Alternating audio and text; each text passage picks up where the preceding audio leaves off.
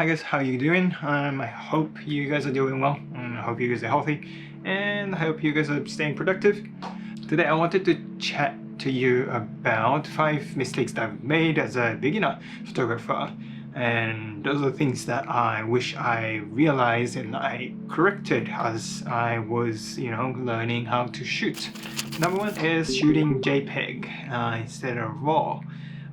When I first started to learn photography, I was just editing old photos that I've taken a long time ago on my phone. I think I was using the app called Visco, and yeah, I was just kind of playing around, making it cool. That's all it was.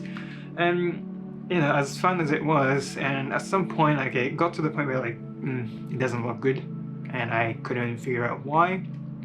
Then that led to searching online, and I realized that there's two modes, JPEG and RAW. And RAW is how you can, maximize the dynamic range of each photos you take, and you can really experiment with your colors and editing style. So then I started to change, and I started to shoot RAW and play around with the colors, and it really makes a difference. I've shot some photos that are pitch black. I mean, too underexposed, to be honest, but you can really recover the shadows and make it actually really nice. And it's not that it's wrong to shoot JPEG, it's right to shoot RAW. It really depends on what you do with photography. If you're just doing it for your hobby, it doesn't really matter. Like, you can do whatever you wish to do. But if you're interested in playing around with colors or editing and finding your style, if you wanted to do it professionally, I really recommend you to shoot RAW so that you can get the most amount of colors and flexibility within the photo editing. And number two is really avoiding manual mode. When I first started, I didn't really know how to change the settings and what they all do. So I think I was also on auto as just some sort of spirit priority or something like that. It's kind of like a built-in settings because it was just easy. But then I took only one class, photography class I've taken. That class taught me how to work the camera, and aperture priority is somewhere it's good to get used to how you're supposed to change, ISO to shutter speed and aperture. And that helped me to understand the relationship of those three things. But then I found that it's a bit comforting, and I haven't spent too much time on manual mode as much as I think I should have. And if I go back and to start from zero again, I probably would spend more time on manual mode. And this is something I always tell myself weekly, that okay, try to shoot manual today, or try to allocate time for manual mode only.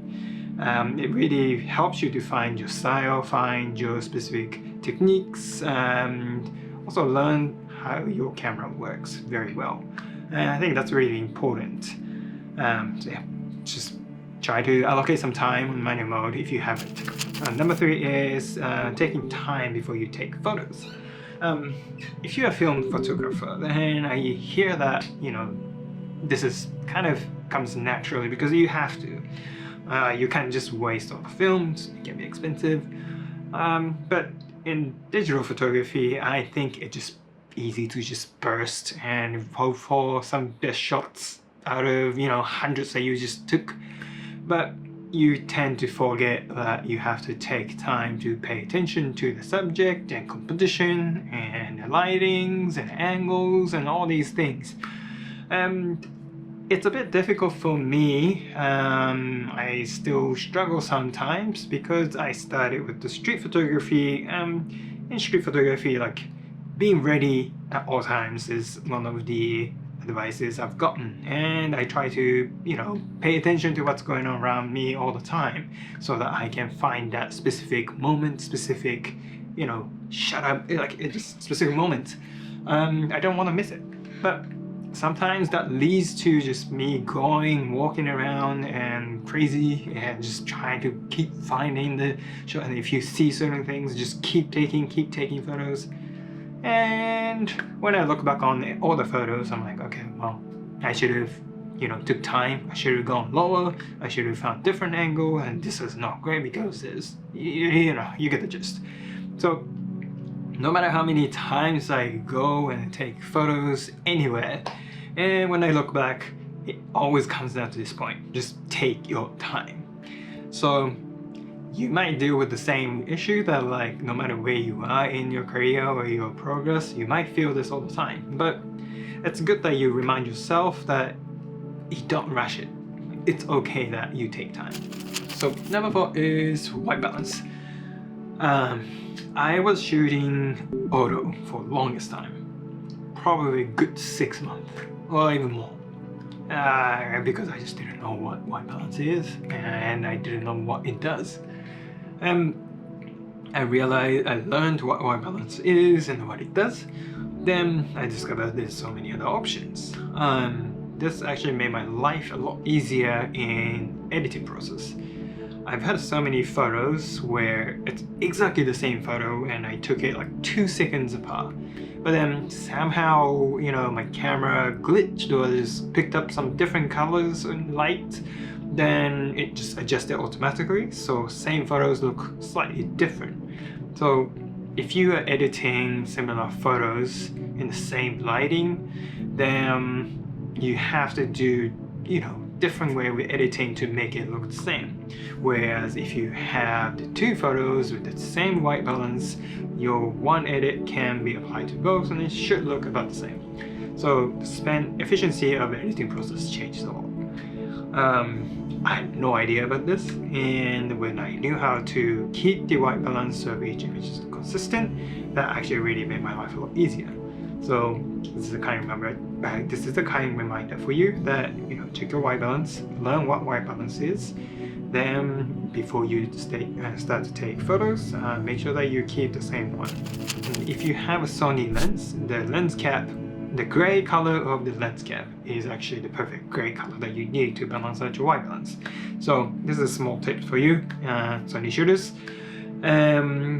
So check your white balance, learn about it. It really makes your life easier, and I wish really I knew this and I searched it a lot sooner.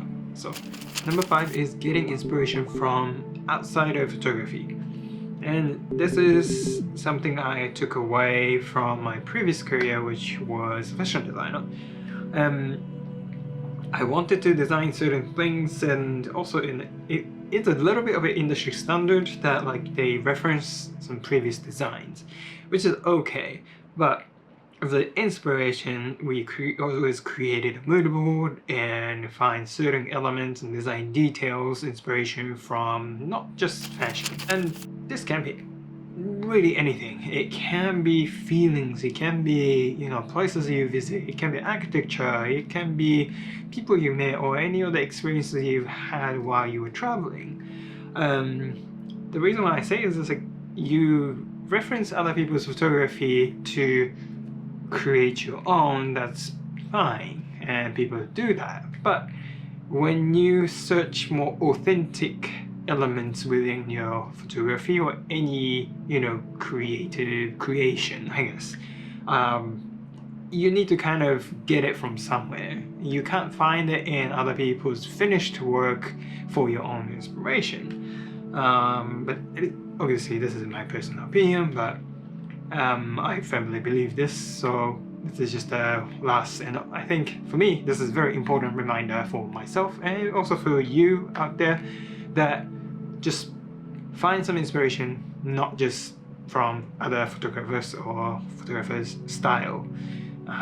When you devote your feelings and thoughts and all the other things that you discovered, that makes your style, that makes your outcome a lot more unique and authentic to who you are, what you felt. And as an artist, as a photographer, or as a creator in general, I think that's the most value we can bring into our work. So these are the 5 things that I wish I paid more attention to when I was starting out my photography journey. And I hope some of them are helpful for you. If there were, please let me know which one. I would love to hear from you, so please comment in the comment section below. If you enjoyed this video, please like this video and subscribe, and I will be very honored, and it motivates me to keep going and creating more different types of contents. So I hope to see you guys in the next video, and have a good day, good night, take it easy, and see you next time.